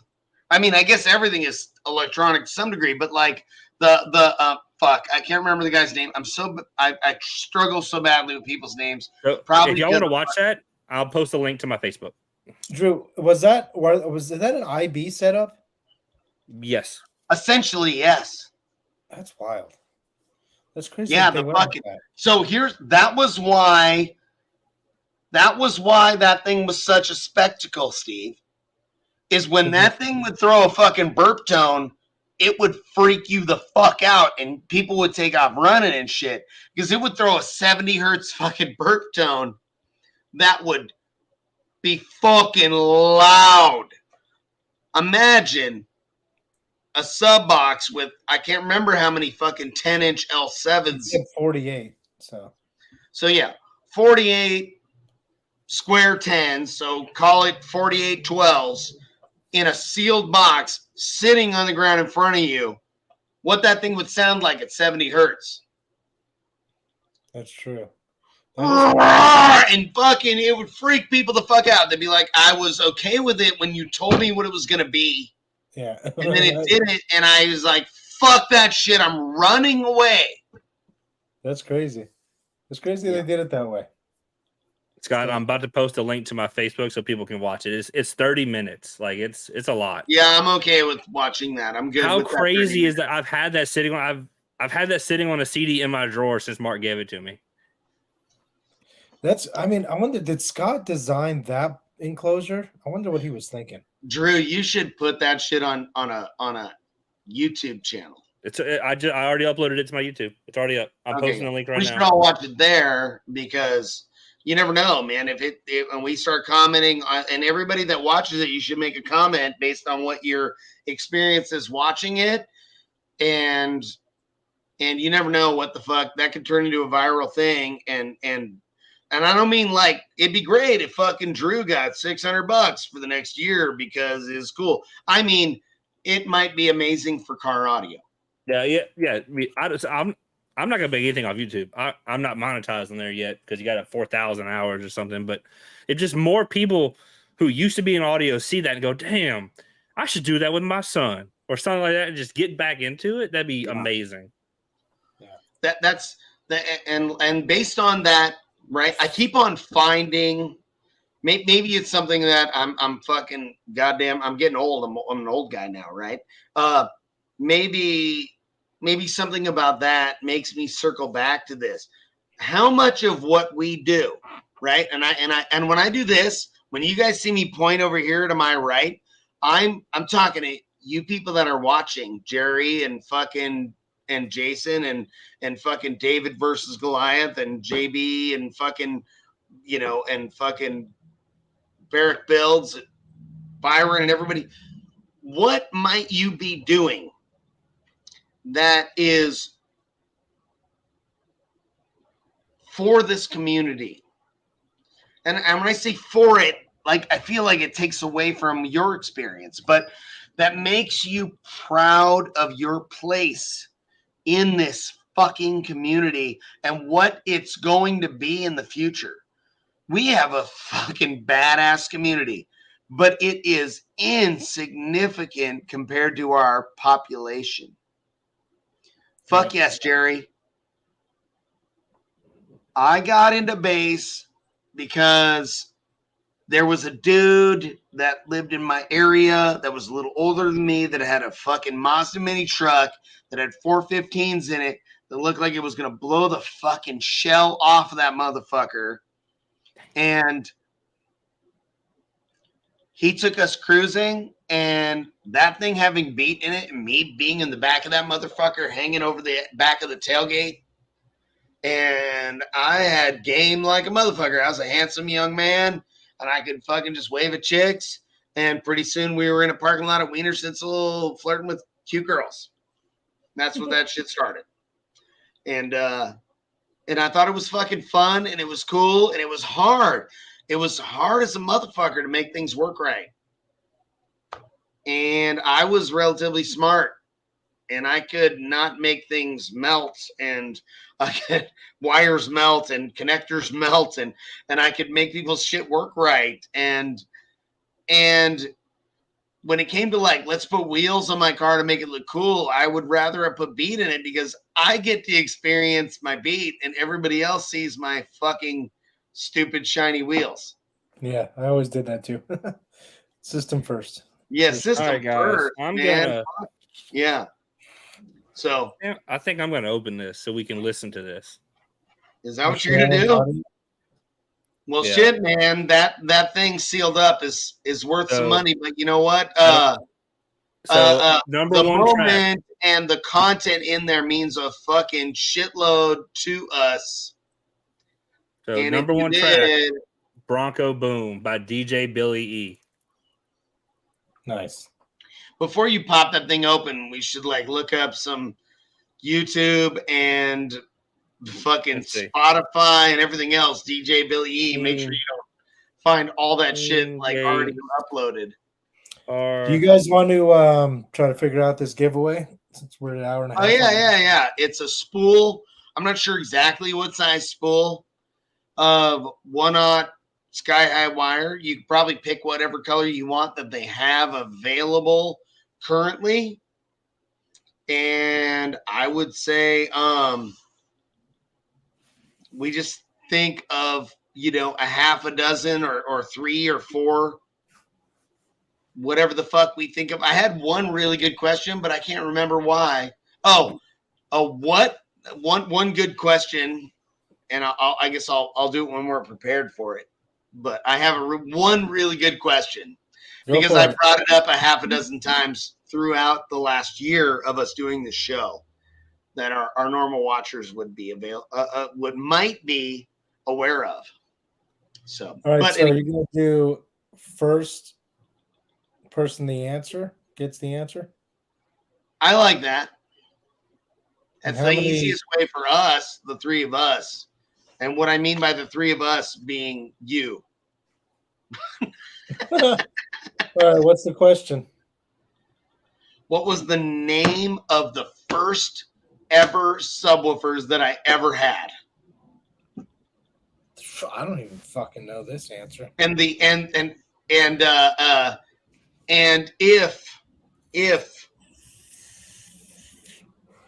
you're old, bro. The first subwoofers you ever had? And they're obscure as fuck, but there's like an internal hint to it all. And I mentioned it several times since we started the show. Tonight? And it was my sister's boyfriend that gave me them, and they were 8s. Fuck, I have no idea.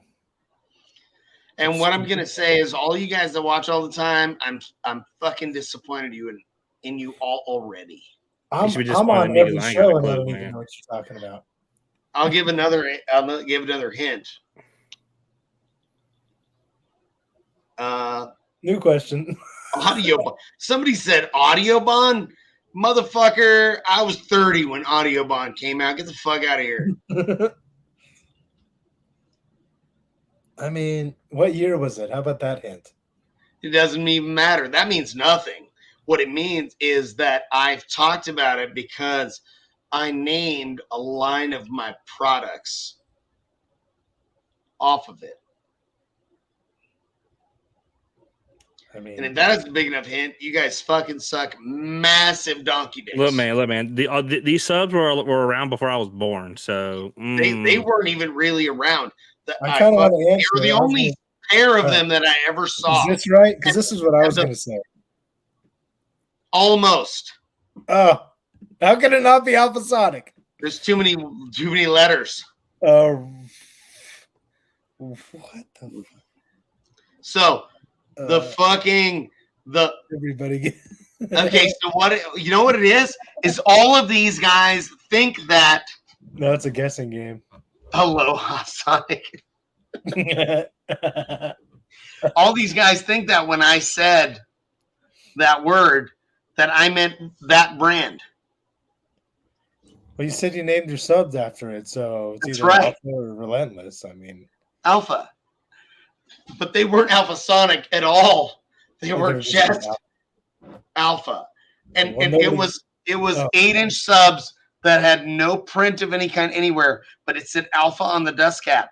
And as soon as I started playing them, the fucking I literally don't remember you ever mentioning Alpha subs. I have talked about it fucking probably a half a dozen times. All right, well, Brian, you get 1 point.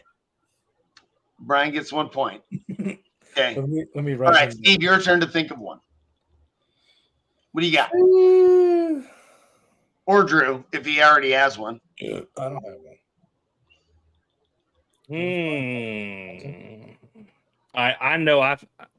I know I've talked about this before. Same question. What was my first subs?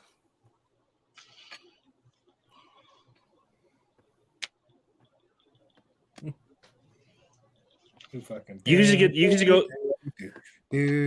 brand and model, because I've talked about this more than once. You have, and I don't remember.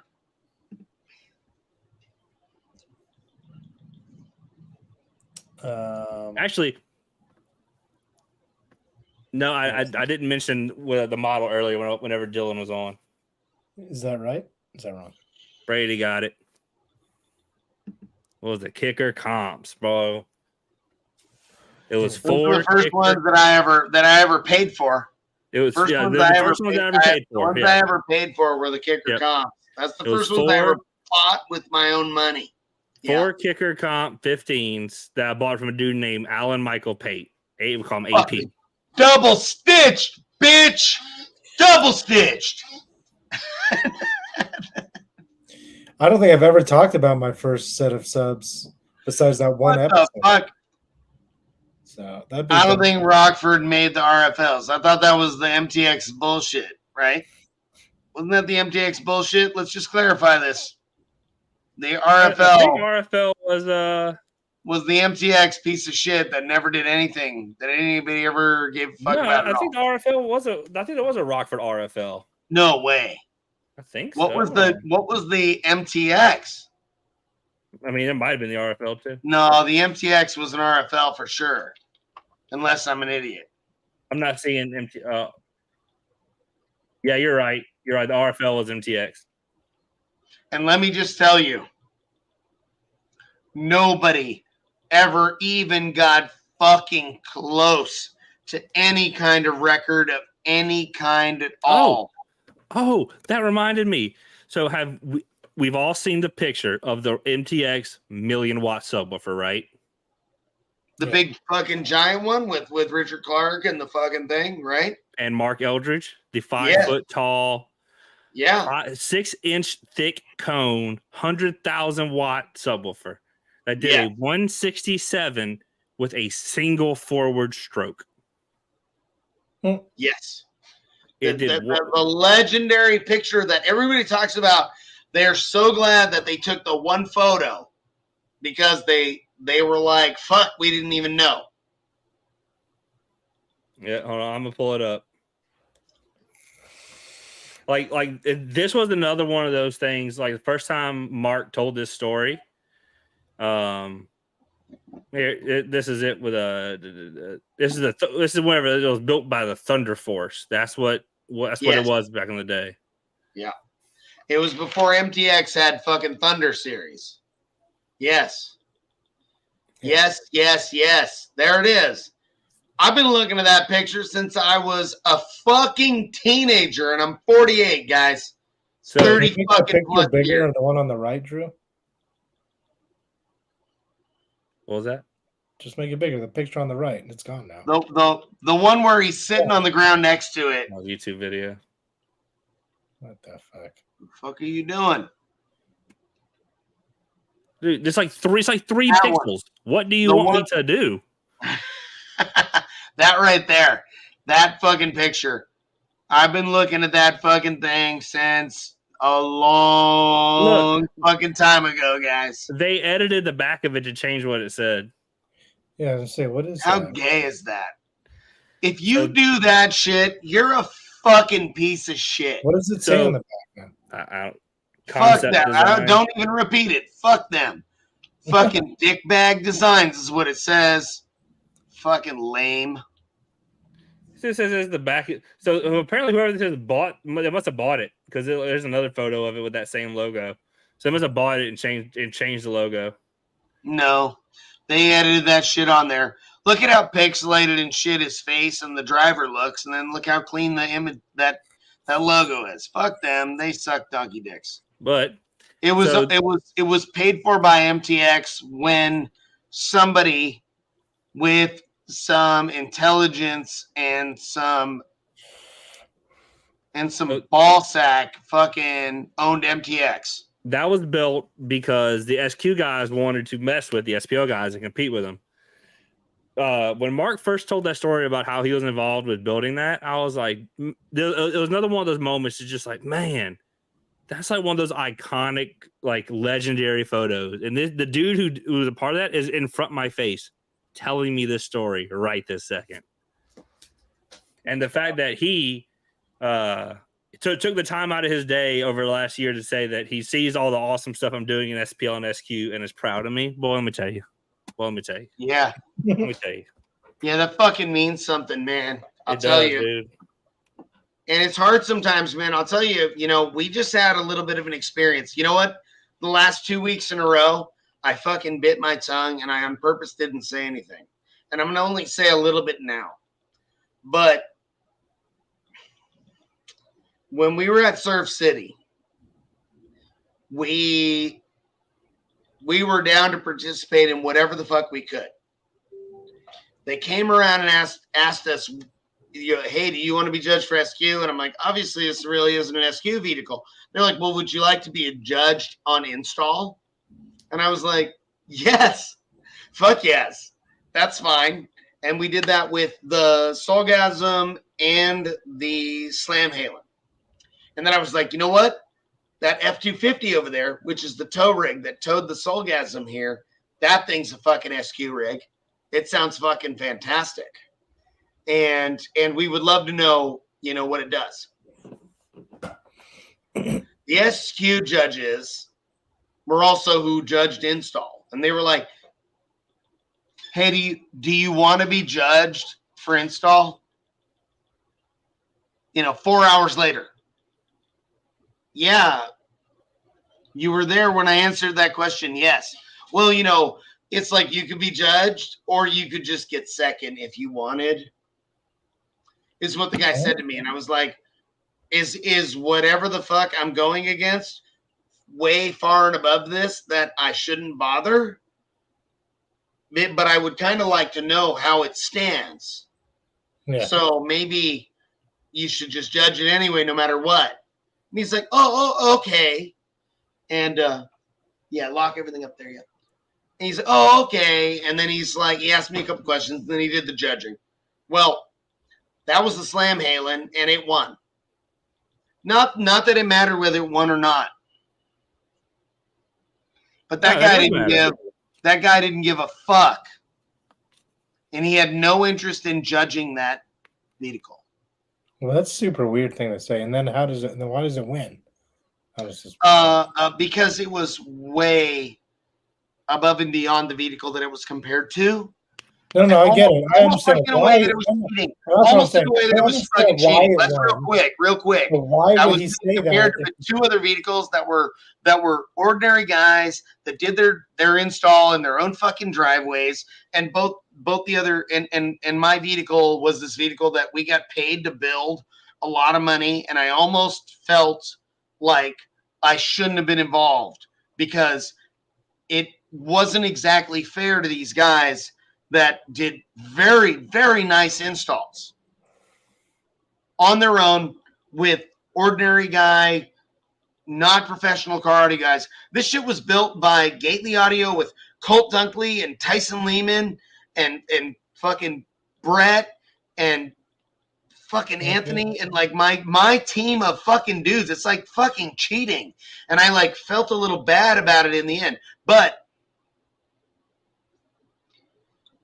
it Not was really. no, for reals though. Like I felt like I didn't belong in it once I saw a little bit of the score sheet, and when I was talking to the guys and looking at their installs, I was like, dude, those guys would be way happier and better off than Glenn that owns the Slam Halen and Byron that owns the Soulgasm with their winning of the install competition. You know, yeah, Byron was like, oh, that's pretty cool. Give that to one of the guys. Glenn was like, fucking sweet, right on. The guys that did the work themselves, that didn't pay for it, that would have meant a little more to them. But there should have been more people involved. And I felt like the fucking guys that were going around asking if you wanted to be fucking judged for install could have been like, hey, I would like to put you on the list to be judged for install. Not, hey, would you like to be judged for install? Mm-hmm. The SQ guys that were involved in judging at Surf City. Now, I bet they were fucking awesome for their SQ guys that were involved in SQ, and that was their primary function. I bet they were great to them, but they didn't have any interest in anybody as far as the install side or SQ side that were heavily involved in the SPL side. And when it came to judging my friend Eric's F-250 that had a very SQ-oriented audio system in it, they weren't that cool. And not meaning they didn't judge it very well, but they weren't like, this is what you need to be better. This is, oh, it's your first time ever? Let me explain to you how it works. None of that shit. They were standoffish. They were kind of weak. And Eric was like, I don't know that I'm going to want to do it again. Please don't ask me to do it again. And I was like, fuck, man, let me tell you something. I'm going to ask you to do it again, and I'm going to fucking tell them that that's how you felt. Absolutely. No, I spoke to the guys at IASCA, and I explained to them, I said, hey, this was our experience. It was, one, we're not fucking interested in judging your car on install, and two, we don't give a fuck if it's your first time and you don't know shit about it. You should have known shit about it. And, you know, when it came to the SQ thing, you should have known shit about it. Like, what the fuck? My truck sounds fucking badass to everybody that ever fucking hears it. Drew, you fucking tuned it. You know what that fucking truck sounds like. It's relatively competitive in an SQ competition. Even if he got dead last, it's not a piece of shit that shouldn't have been there. No. Right. So no, that's part of that's why a lot of people avoided still do avoid SQ to an extent. I've been very fortunate that all of my starting point in SQ competition and going forward was at the SQology events put on by Clifton. I'm gonna fuck his last name up. Cleffinger. 100% I got that wrong, but they were the best SQ events shows I've ever attended. They were amazing. Well, you also are Drew. and you are and you had a little bit of assistance before you even bother. Yes.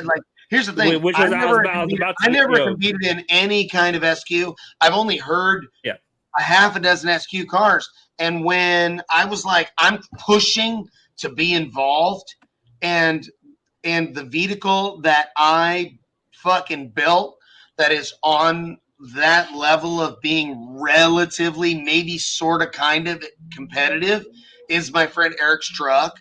And it's fucking outstanding. And the guy even agreed that it sounded cool, but he wasn't cool about it. You know what I mean? It sounded great, sounds good. Yeah, it's the thing, blah, blah, blah.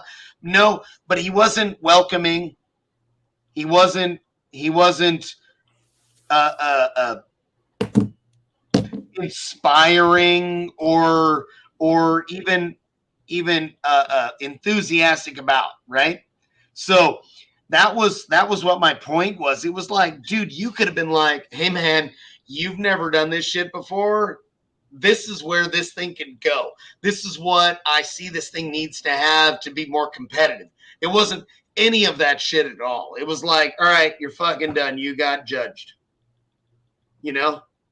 And Eric was like, that kind of sucked, man. That guy wasn't that cool, and I didn't feel welcome at all. Like, he kind of wished we weren't involved. Yeah. You guys have another question? We got to get this giveaway going. Oh, yeah. What do you got, Drew? I did mine. You're making Steve grumpy. So am I. You don't like the SQ judges at Surf. It was a little bit of a bummer. I talked to the guy. Brady Cotcomb got this right. Next question. I wrote that. I wrote him down. All right. Why am I so pretty? I mean, come on now. No, that's not. I mean, you can answer, but that's not the question. How many strands? How many strands are in Sky High 1/0? Oh, that's a good one. How many strands are in Sky High OFC 0 gauge? That's a challenge of how fast can somebody search that shit out. I bet, because I know it's available. Yep. But if somebody answers it really fucking fast, they watch some shit. This man answered it fast, and that seems accurate. Kevin's pretty goddamn good, man. Oh, well, goddamn it. Where did he go? There he is. Yes. I hope I could find the answer. I guess I could just go zoom in on one of these pictures here. And you're going to count them all? Is that what you're going to do? You're going to fucking zoom in on the strand? And so what do we have here, Drew? You know what? I'm a piece of shit. Talk to us. What do you have? It doesn't say on the wire. I was just putting it in. I put it in the box earlier. This is the new. It's a Sundown Audio 96 dB sensitive coax. Okay. Yeah. And what's its power handling? I told him I was going to put 100 watts and then 200 watts and see what happened. He said they put 100 watts to it for 24 hours. They put 100 watts to it for 24 hours. Why don't you jump to 150 before you jump to 200 all of a sudden? YOLO. Because I got two of them. Send it. No, Jacob, Jacob didn't even tell me he was sending them. He just messaged me. He just messaged our little group chat. He's like, "Hey, you have a package going to be there Thursday." I was like, "That's crazy," because I'm not going to be there Thursday. I could have swore that their wire said on the side how many strands are in it, but considering that they make DC Audio's wire as well, they do. So I'm going to guess it's the same. I am extremely confident that it is the same. Okay, so I know how many that has because I just saw it. How many does it have? What the fuck, Kevin? How the fuck are you going to be like, oh no, sorry, it might be? I guess I'm just going to go with whoever's closest. It's 5,000. Well, let me see here. It's 5,320. I think Kevin won because he was very close and also very close. I've seen 5176 is the closest I've seen. I think that's Jason and Brian have the same number. No, it was Trey. I think it said, yeah, this guy. Trey Truelove. 5176. All right. So now we have 3 questions asked, and we have 3 different people that got an answer. All right. What was the other question? What do you mean? You guys answered it. You guys asked it. Fucking. Yours was what was your first sub? Mine was my first sub. Oh, what was the answer to your first sub? Kicker Oh, comp. that was like comp. That's right. Look, we could just be biased, and they could just tell us what they're going to use it for, and we could just pick the person we think should have it. Boom. Here, what kind of beer do I always drink? Oh, that's a good one, actually. Oh man.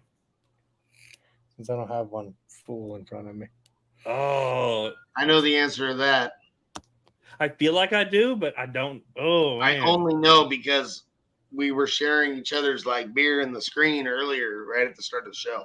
It is a light beer. You're right. Water. Definitely Water. not that light, you motherfucker. How dare you? How dare you say I'm so dick? What? No Not one said Galen. that. Nope. Everybody's wrong so far. Man, he said my beer. What the fuck? What the fuck is it? What is happening? No. You drink sparkle beer. Who drinks fucking goddamn fucking Sam Adams? Sam Adams ain't too bad. Nope, not Blue Moon. Yeah, but nobody drinks it. It starts with a number and ends with a number. All right, well, maybe nobody's gonna get this one. I'm surprised because I drink basically the same beer every single fucking time you're having beers on the show. All right, maybe that wasn't a good question. I thought So somebody like people from Boston drink Sam Adams, and then the rest of the country drinks Sierra Nevada. Oh, there we go. All right, JB. All right, now we have 4 different answers. 4 different people. So what we'll do is I think now we got, okay, maybe we'll get one more and then have those 5 people duke it out or something like that. Right. They got to meet up for a fist fight, a fucking rumble, a 5-way rumble. Yeah. All right. So I asked 2 questions. Now it's up to you guys to ask one more. Why is port area per cube stupid? That's a fucking like a opinion. Dude, that is like so open-ended as fuck because there's like 5 answers of because why there's so many correct answers. Okay, why is port area per cube a good idea? Trick question because there's no right answer. Also, a fucking 15. Actually, there's like 20 good reasons why that makes sense. So, yes, Jason's right. Actually, that makes Jason correct. But Jason be winning shit. Jason, didn't he win one of the first ones? And then I also just sent him a shirt, a 4X shirt for his 5'8" ass. I don't know. Didn't you win one of the first ones, Jason? What? Well, we never went over what amps I'm going to run in the car, so I can't ask that fucking question. I mean, you can guess. Yeah, but it would just be a guess. How many speakers in total are in my Explorer? That's a good one. They can figure that shit out pretty quick. You just showed a picture of the fucking roof speakers, and then they can add. Anybody that's simple math. Come on, guys, you can do it. I'm trying to think. It's like some audio trivia, like from like. Does Jerry get bonus points? Jerry gets a fucking 1/4 bonus point. Of course, Gately amps, because the kicker amps are not. Ooh, Jason, you're so close.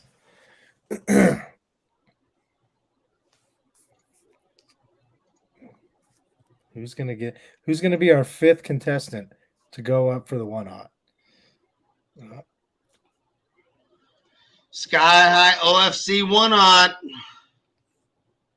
Man, I swear, every time I'm in a fucking, I buy tickets for a raffle, and there's a fucking spool of Sky OFC 1-hot. I'm all, fuck yeah, I want to win that, because you're for sure gonna fucking use it. Well, it appears Jason's gonna do what that last guy did, guess every number besides the one. Yeah, the close. First number is the only one that counts. Oh, okay. Well, so this could go forever. And you can't just fucking count down like a dickhead. Well, there's not enough people answering. You guys better start putting numbers. Look at what Jason wrote. and just guess around there. 81, Jim. Are you fucking out of your mind? I'm going to have an odd number of speakers. You will have an odd number of speakers, Steve. I do. It is an odd number. That's a hint. But yeah, it's not the Sphere in Vegas. I don't have 160,000 speakers. All right, Jim, you got it. Fucker. 7. Fucking Jim. But Jim already said like other numbers. Oh yeah, Yep. Jim. You already guessed. Well, now it's all fucked up. Now you ruined everything. All right. What is Max's real name? Max. Nope. I mean, people are supposed to know that shit. There's so many. What's your real name, bud? Buddy. If your sister's name is Allison. Well, Jason was closest, so do I give him the point? What's it, Maximus? Maximilius. Maxwell. Are we not counting that last question of mine, or are we giving Jason? No, because you fucking ruined it. Well, he said 56 first. That's close enough. Give it to whoever said 56. Jim? Jason said 56. And it's 57. It's Duramax. Oh, shit. We got Duramax and Allison, wherever she is. So do you want to have these 5 people go for the shit? What do you want to do? All right. So what question is that? I don't know. You guys figured it out. I asked multiple questions. You did? Don't just blurt a question out. You gotta think about this.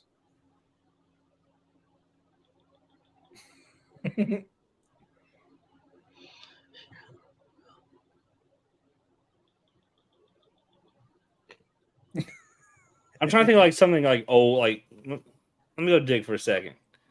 I want to think of like an older, like an actual trivia question, not just some. Yeah. I'm not good at this right now. I had one really good one, and you guys are all pieces of shit. So there's that. But this has nothing to do with the questions, but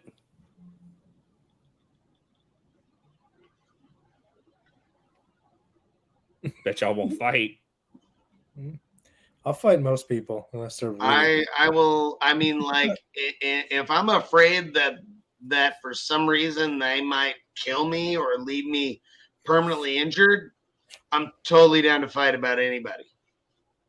Like if Conor McGregor was like, "What's up, bitch?" and I'd be like, "I'm about to get fucked up," I would fight him. And then if he made me tap, I would tap, or if he knocked me out, I'd be knocked out. He wouldn't continue to fuck me up because he's not trying to kill me. You know what I mean? I'd be a little bit scared of Mike Tyson punching me. Oh yeah. But I think I'm still in because I've knocked myself out before. What are we looking at? That was where I got my original idea for my logo from like 15 years ago. Nice. It doesn't matter. It's higher than you can hear. So there's your answer. Did we already asked? No, we did. I think we did. We did. I think we did on John's fucking goddamn thing. John used questions about my shit on his. So never mind that. I